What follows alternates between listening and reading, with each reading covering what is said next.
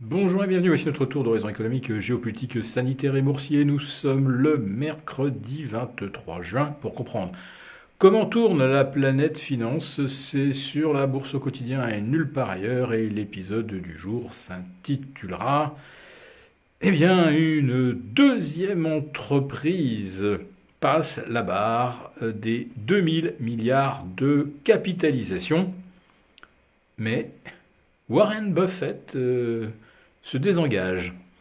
Alors cette entreprise, vous l'avez deviné, c'est Microsoft, Microsoft dont la capitalisation passe la barre des 2000 milliards. C'est donc la seconde entreprise après Apple. Amazon n'est pas très loin derrière. Peut-être la verra-t-on également rejoindre ce duo avant la fin du mois de juin. Mais la grosse information du jour, c'est que Warren Buffett se désengage de la fondation Bill Gates. Oui, je sais, Bill Gates n'est plus à la tête de Microsoft, mais bon, on reste un petit peu quand même sur le même sujet. Les deux hommes avaient mis l'essentiel de leur fortune, ou une bonne partie de leur fortune, dans la fondation Gates.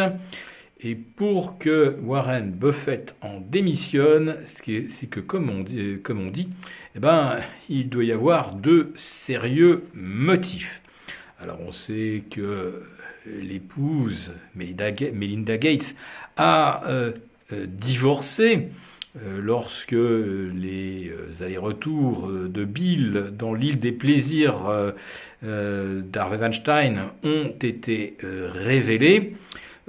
Pour que Warren Buffett se désengage, je ne pense pas que c'est grand-chose à voir avec l'île de la tentation. On va peut-être regarder plutôt du côté des vaccins. Sinon,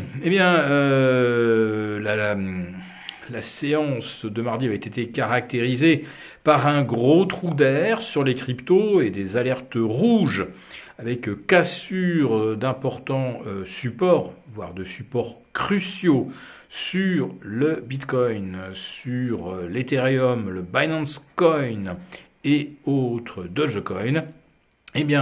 Après la vague de liquidation, un rebond spectaculaire de près de 15% se matérialise sur le Bitcoin qui repasse la barre des 33 000 et qui se rapproche même des 34 200 et dont la capitalisation boursière vient de repasser de 550 à 640 milliards de dollars. Donc hier, le Bitcoin, c'était presque un quart de la capitalisation d'Apple.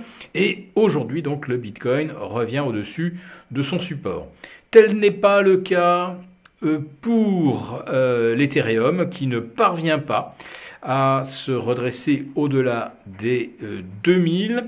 En revanche, on a des écarts spectaculaires sur le Dogecoin qui progresse de 36% en 24 heures.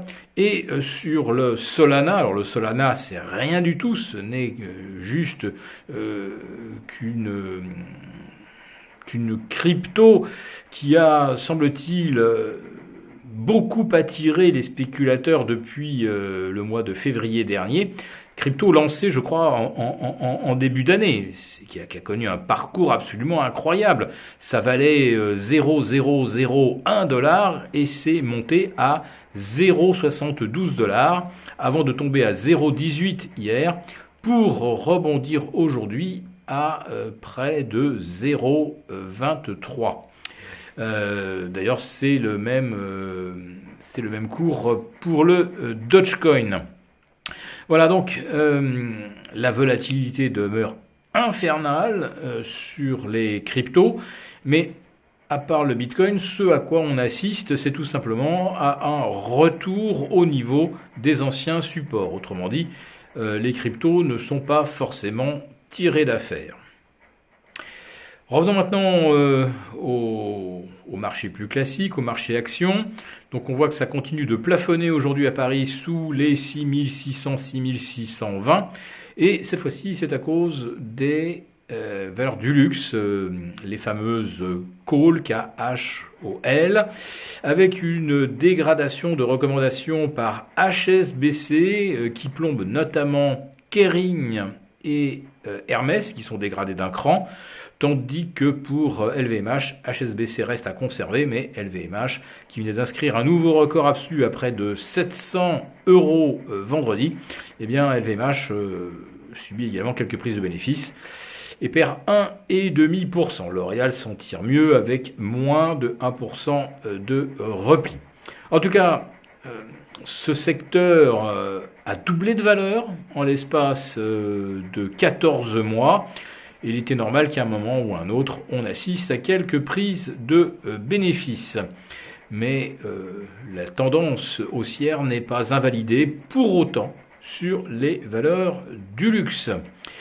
Voilà, pas grand-chose d'autre à signaler, si ce n'est que les indices PMI composites en Europe connaissent leur plus forte accélération en l'espace de 15 ans, sans que cela profite le moins du monde aux indices qui attendent certainement, et une fois encore, de nouvelles déclarations de la Fed.